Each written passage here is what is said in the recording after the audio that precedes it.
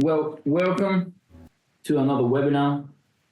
We're going to be discussing some different than usual topics, I would say. Most, of course, as always, we're going to be looking to discuss the most significant economic and geopolitical movements that are shaping the markets at the moment. And as well, we're going to be having a look at a few other things. So we're going to be covering what's ahead for the week. We're going to be looking at the major economic events, central bank decisions, and etc. Second is why the euro is so strong. I think that's a pertinent question that lots of you have been asking, maybe by itself, why does the euro is so strong? Because we're not having anything different, so why does that is so strong? As well, we're going to be examining the economic resilience of Germany, the monetary policy shifts, the weakening of the US dollar that is making a bit of these compound for stronger euro, and a few other topics. So after that, we're going to be looking for the Ukraine and Russia. Is the peace finally coming? Is the peace on the horizon? And then in the end, we're going to be having a look at the updates from Trump administration, policy changes, global trade impacts, economic initiatives that they're doing, and how can that impact the market in a more in-depth way, I would say. Okay, so before we go any further, as usual, what I will do is I will put the risk disclaimer. I will put the risk disclaimer up, leave it there for a minute or two, and then you guys can go through, you guys can read it. And then after that, I will be back. So get your notebooks. Today, there's a lot of things that we're going to cover. And sorry, I just had to sneeze. Had to mute my mic for a second. So get your notebooks. We have a lot to read today, learn today for the week ahead, especially about the key economic releases like the PC price index that we have, the GDP revision. Just today at 6 p.m. in a few minutes, we're going to be having the GDP from German as well. So a lot of things happening. But before we start, as I say, let's have a look at the risk disclaimer. And then from there, I'm going to give it a minute or two, and then we can start.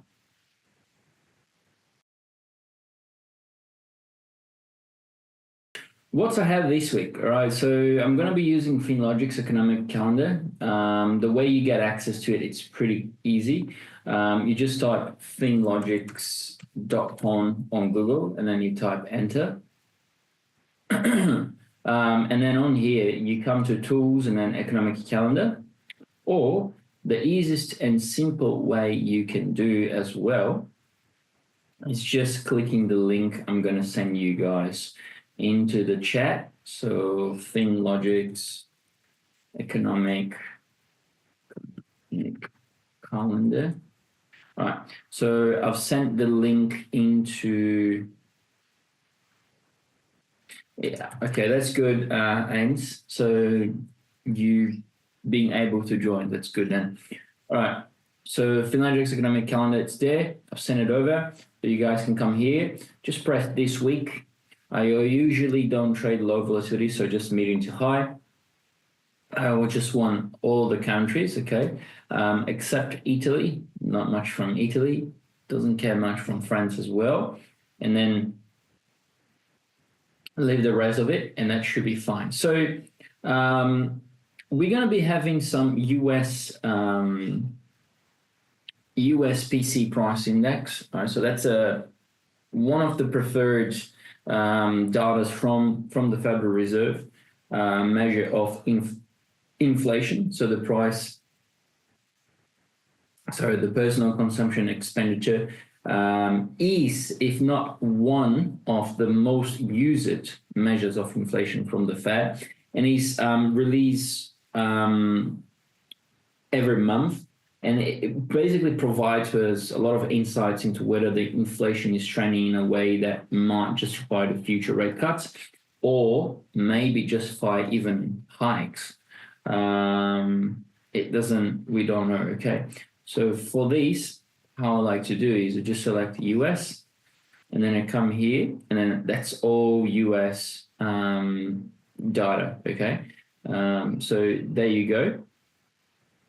Personal income. That it says Saturday for me, okay, because I'm in Australia. If you're not in Australia, you can change the time frame here to your own country. But if you are in Australia, most likely you can just leave it like that. But the personal spending here, the personal consumption expenditure here, the PCE as well, they are expected to come at somewhere around 2.5% year over year.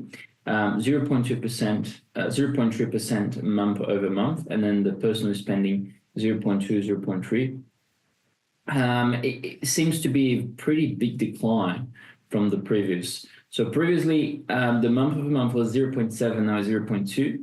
And then the month over month again, but that's the income, 0.4 to 0.3. This one was 2.6 to 2.5. And then this one, no changes, okay? So in a sense, if this one comes at no changes, that's completely fine. But those three here, if it come below or even as expected, that's already a big thing for the inflation, meaning that most likely this will fulfill another cut from the Fed. But Bostic, I forgot his name. What's his name? Is Rafael Bostic, one of the Fed members. This guy here, Rafael Bostic.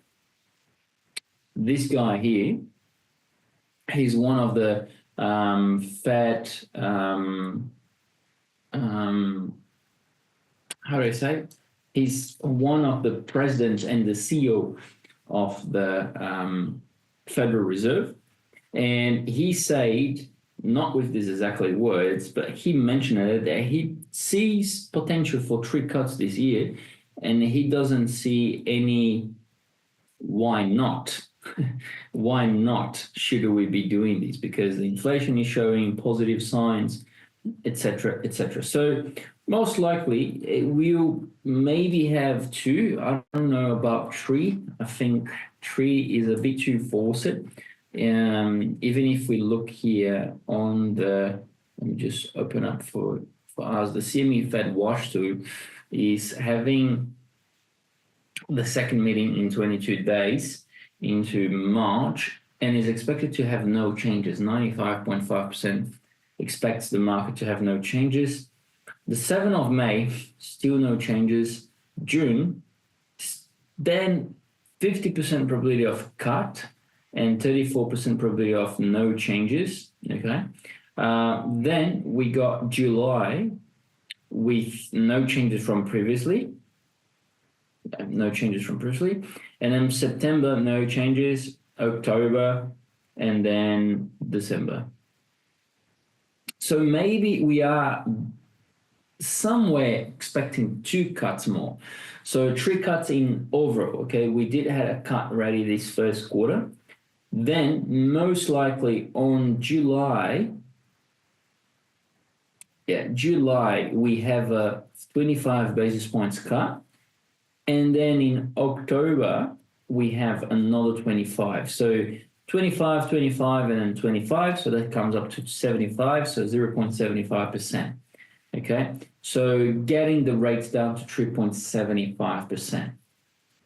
Now, that's what is to be expected. All right, it doesn't mean that it's going to happen. The second important thing is the USA GDP revision. Okay, so we're going to be having an update look at the Q4 GDP, which, it could influence the market sentiment and the expectations for the economic growth into the country. But what is most important for the US is the PCE, okay, the personal consumption expenditure, and then the consumer confidence data as well. We're going to get some consumer confidence data from US. It's basically a report by the conference board, and it gives us a snapshot of how optimistic or pessimistic consumers feel about the economy. And that, of course, directly impacts the spending behavior of consumers. If they are more confident that their money is valuable what it is, then that's good, and they will be able to spend more. But if they're not confident, then they won't be looking to spend much money as they were if they were confident. Okay, like if you have $100 and you feel confident that $100 is actually worth, it's never going to be worth 100, but it's going to be worth like 90, then you're going to spend it. But if you feel like that the money is not worth, then you're like, I'm not going to spend it because it's too expensive. So that's pretty much it from US.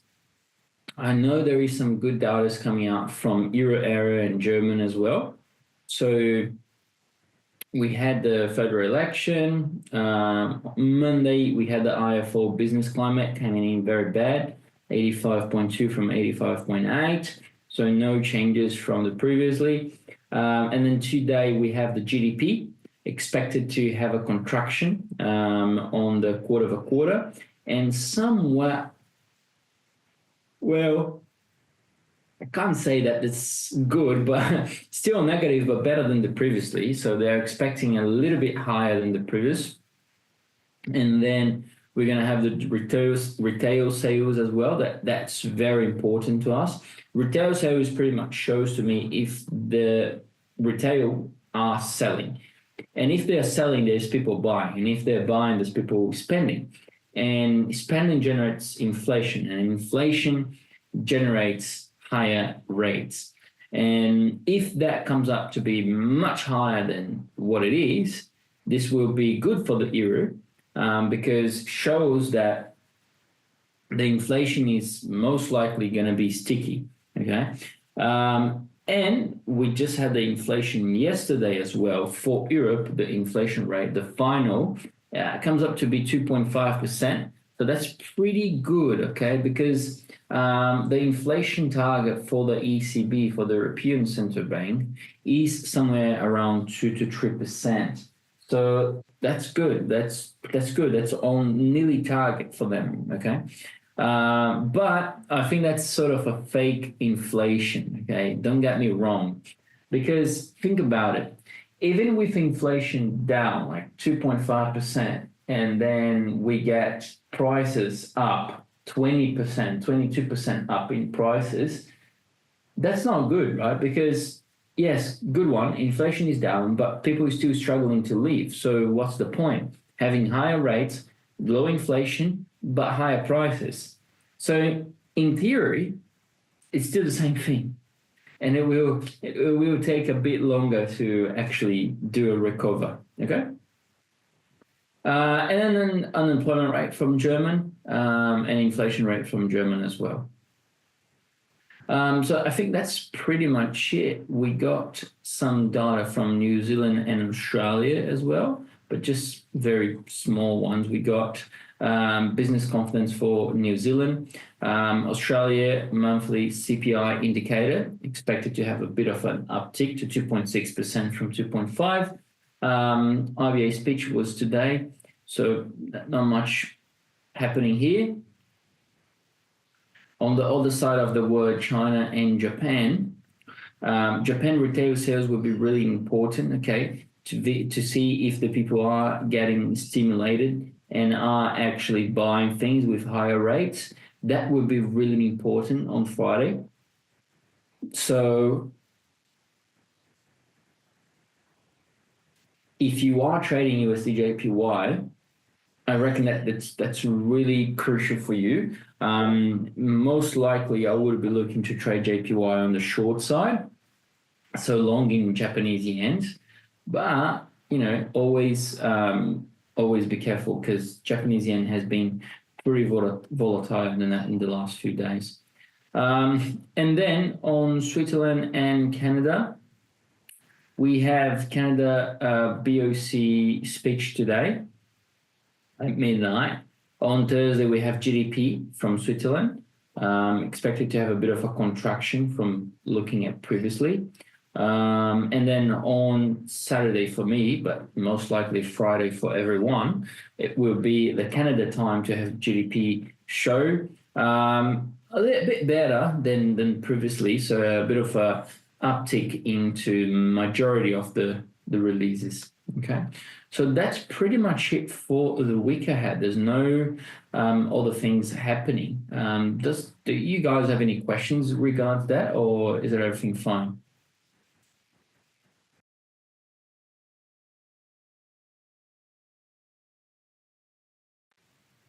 Cool. I think everyone is good. On FinLogix as well, guys, you can have a look at the weekly highlights.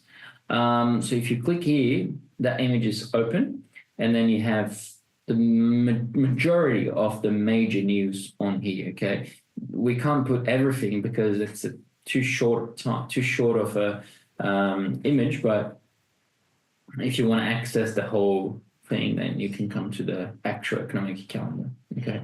For those who trade stocks as well, it's going to be a earnings reports for major companies. So if I'm not wrong, we're going to have NVIDIA. So NVIDIA is a big, the chip leader. It's a chip leader for, one of the biggest ones. And in my opinion, given the increasing competition from China, in AI, I think majority of the market will be looking on the future guidance of what they will be looking to do and how they will be looking to have those bucks coming in. We have Salesforce and Dell as well, tech earnings. They will be in focus as the market sort of gauges whether the industry growth is stabilizing or sort of slowed down, because we did have a slowdown in IT. I've got a lot of family members that have business in IT and they've been struggling for a while. And we have Home Depot that will provide some insights into the consumer spending. So home improvement demand, broader economic conditions, if they have savings, if they're spending like crazy or not. And this will give us as well a gauge to see if the inflation is being there and if the consumer is feeling it. Okay. As well, we got Federal Reserve commentary, and I think that should be it for the week. So several federal officials they scheduled to speak this week. That will definitely provide some clarity, in my opinion, on the monetary policy stance, particularly regarding the potential rate cuts later this year, as I've just shown to everyone. Okay, so that comes over for the first topic, the topic of what's ahead for the markets this week. And someone get a question first. So Quintarius Brown say, do you look at indexes or commodities? I don't look much at indexes, but I look a lot at commodities, especially at this time where we're having a lot of outflows from bonds, yields, and treasury bills, etc., and getting inflow into commodities. That's definitely a good time to be looking at those. Now, second topic, why is euro strong? Okay. Did someone message? Pops up a message here? No? Okay. So let's go to charts. Let's have a look at euro dollar. And we can see that since pretty much 13th of January, euro has been putting some high highs and lower lows. Lower highs, sorry. Where is this? There you go, vertical.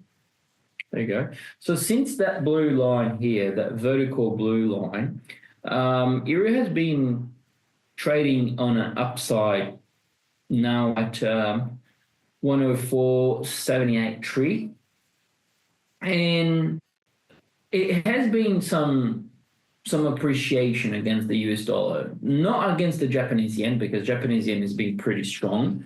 But there's a few things that we have to break it down to understand the why, the why reason behind it. Okay, kind of topic, but what's your favorite pair to trade? We'll answer that question soon to you. Let me just finish my thinking line here.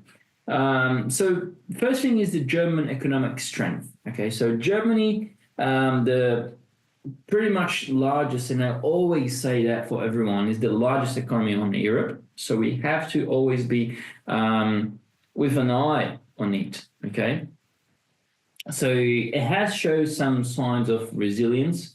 And despite the challenges that that they are facing on energy costs and industrial slowdowns, but the recent victory of the Conservative Party, led by, I think he's heard, I can't remember who it is, but it's like very strange names, Frederick Merz, I think it's a German name, has also created some sort of optimism among the investors. And, it signals some potential for economic reforms, stronger fiscal policies, more investments into the economy. So I do believe that this is one of the causes. But, however, the latest report from the IFO Institute did indicate that business morale remains stagnant.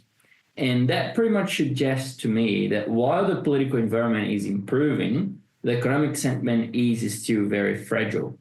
So that's one of the reasons I believe. Okay. The second is, and everyone can most likely see that, or if you haven't had a look at it yet, but have a look at US dollar index in a sense. Okay. Let me just grab it for you. Okay. Put into a candle. And then let's go for a weekly chart.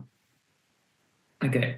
So US dollar index has been falling pretty much 4 weeks consecutively now. 1, 2, 3, and then now we're on the 4.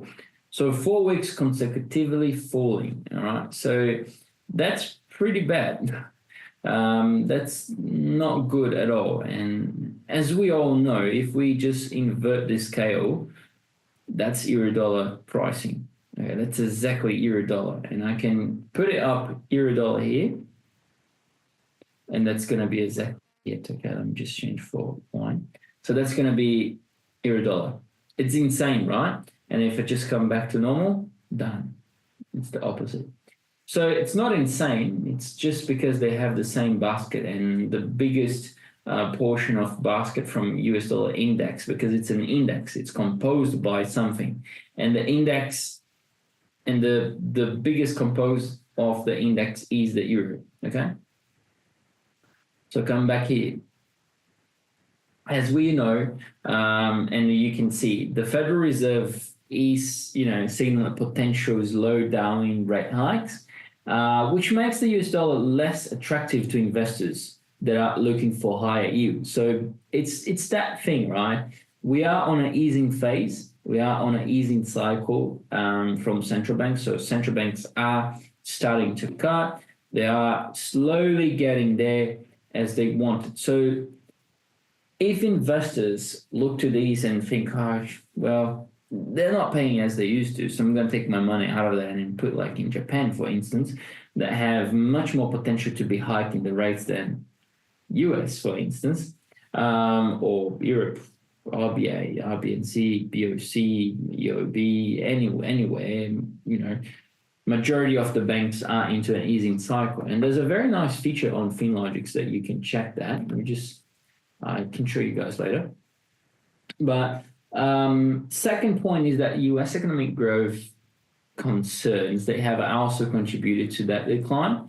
Some mixed data on employment and inflation, uncertainty as well about the Fed future policy. So all of those things are contributing to a weakening of the US dollar and consecutively strengthening of the euro. not only the Fed, but the ECB monetary policy as well.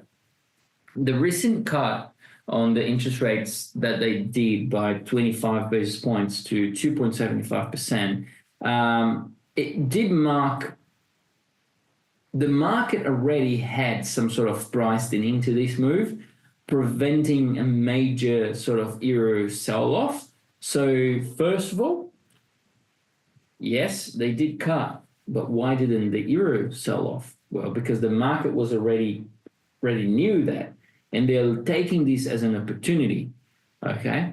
Because the economy is on the right way.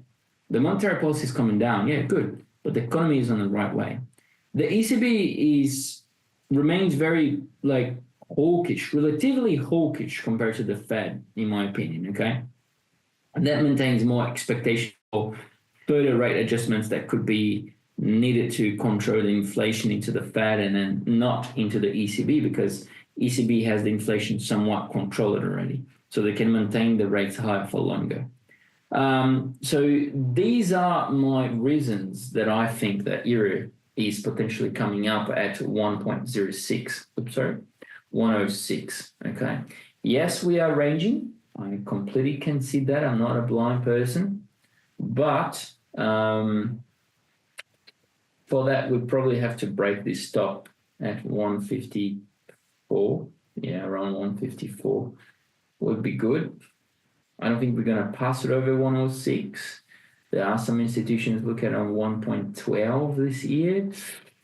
Not much look into it, but there's definitely opportunities, okay? Looking to trade on the long side into here, and then we see what we do. Now, let's come back to the chat. Quintarius Brown asked a kind of topic, but what's your favorite pair to trade? Well, I don't have a favorite pair. If the pair is giving me money and has liquidity to trade, I'm going to trade. There's not much that I can tell you. Like, look, that's the perfect pair to trade, or pick only one pair to trade, because that's an illusion, in my opinion. I'm being very realistic to everyone, but I know lots of YouTube channels and lots of people out there, they say, look, this is the best trade. This is the best pair for you to start trading. This is the second best. I mean, just start trading and you will see what's good or bad for you. Sometimes people don't trade commodities. I get it, because it's a completely different asset. It's a different asset class. It moves differently. It's not... Inflow and outflow of capital is completely different from Forex. That it's a currency game. Currency game is completely different. So don't think that you can trade the same strategy on every single asset classes. Like, I'm going to trade the same strategy on commodities, on indices, on futures, on options, on derivatives, ETFs, etc., etc. And then I'm going to use the same one on Forex as well. No, it doesn't work like that. Every single market has a different pricing way. Every single market has a unique characteristic. So it's hard. It's hard to tell you. Like, look, trade these or trade that. No, I don't think that's how you should be doing. But if I get some data from my portfolio, the biggest positions I always had is with something that has the US dollar. So maybe it can be like XXX USD or USD XXX.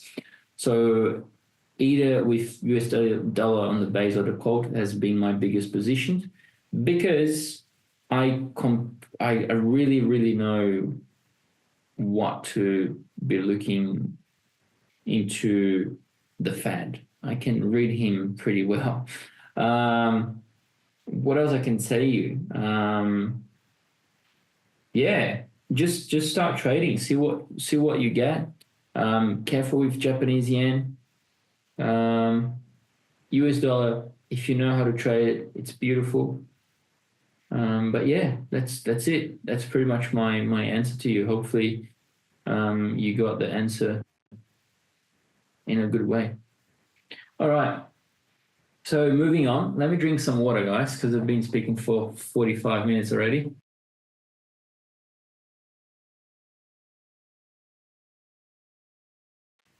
Okay. Right. Coming back. So what's the next topic? Oh, Ukraine. Okay, so Ukraine and Russia, is peace on the horizon? Ooh la la. That's another point that I forgot to mention on the euro, but that's another point that is dragging euro dollar up because I don't know if you guys know, but Trump was talking to Putin. And they're like, oh yeah, it's gonna end, man. What are you doing? Like, you're wasting money already now. He's like, oh yeah, that's true. Let's end these then. So that's pretty much it. All right. So they had some negotiations from Trump, and he revealed that he is in talks with President Vladimir Putin regarding a possible economic development deal that could lay the groundwork for ending the conflict. And while those discussions are ongoing, they're not finished, they're ongoing, some European leaders are skeptical about the conditions Russia might demand from US as well from Europe. And then we got the military consideration from Europe. So French President Emmanuel Macron, he had emphasized the need for stronger European presence in Ukraine, even suggesting that peacekeeping forces could be deployed as a part of a post-war strategy. And I think this move pretty much indicates a shift in Europe's approach to the conflict and focus much more on stability and long-term security commitments for Europe and Russia, because Russia supply gas to German supply gas to the whole Europe. So lots of things happening there, and if the peace comes up, euro dollar will be really strong. Okay, euro will be really strong. The market impact is that the potential for, as I say, the resolution of Ukraine, it has already influenced the energy market. Okay, European gas prices did influence experience a decline. So as I say, if the peace takes progress further, we could see increased investors' confidence in European equities, particularly in the energy-intensive industry, and that could drive up euro and consecutively euro USD up. Okay. Now, last topic is, if I'm not wrong, the Trump administration updates. Well, since returning to office, the President Trump has made several impactful decisions, and the first one is, of course, the Russia relations and foreign policy. So Trump had the idea of reintegrating Russia into the G7 again, and that's a pretty controversial proposal that would have a lot of significant geopolitical implications because Russia has been fighting with everyone else. So I don't know how the other countries would be liking that. So the sanctions on Russia are somewhere under review, I could say. It's still, when you have a payment that goes like you pay and then processing, review, and then approve. So that's pretty much where we are with Trump and Vladimir Putin at the moment. So that's one thing. Sorry, I was reading Quantario's, and that's pretty cool. He said, "Thank you. I trade all across the board. Wanted to show you my system one session to share ideas. I just want to be more engaged." That's pretty cool. We can definitely. Can you just write it down? What's your sort of system and how you trade? What's your entry points? What's your risk management strategy, and etc. And I can try to book in a session for you to sort of show up because everyone would love to know. So send it over now. Let me have a look at it and then think about something. So as I was saying, the sanctions on Russia are like under review. and the potential shifts in trade policies that it would impact a lot the global supply chain. The domestic policy and the social issues, if I can call like that, Trump has signed an executive order banning transgenders athletes from participating in women's sports. So that sparked a lot of people, a lot of debates and potential legal challenges at the state level. So my opinion is, I think he's right. I think women should be competing against women and men should be competing against men and not transgenders, because then that generates an inequality of the men's, but of the women's. As well, next point is the immigration policies that are being tightened. I think everyone sort of knew that already. Next point is the trade and tariffs, 25% tariffs on imports on Canada and Mexico, 10% tariffs on Chinese goods. And that should be it from Trump. Another day, another weekend. So that's the first weekend that we just had now without any big things that we don't know what's going to happen. So that's pretty much it from me. So we had a look at what's ahead for the market. Why is the euro strong? Ukraine and Russia, and Trump administration. Okay. So Ontario say it only makes sense if I share my screen. What I can do is I can let you share your screen for a few seconds, a few minutes, because we do have another, what time is it? We have another 5 minutes. So if you can run down in 5 minutes and sort of share your screen with everyone, that would be great. Up to you. Under a Millicon says, sorry, I joined late. When should I long euro or how do we trade it? Look, I'm not saying that you should be long in euro. I'm just saying that this is my personal opinion into euro dollar. Most likely we will be looking to euro dollar higher. I don't know when.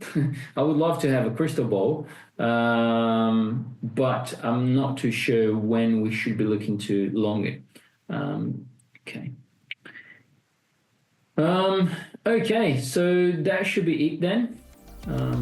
I will talk to you on Telegram, Contorius. You can send me a message there and we can have a chat. But that should be it. All right, guys, thank you so much. Have a great week ahead, and I'll talk to you tomorrow. See you.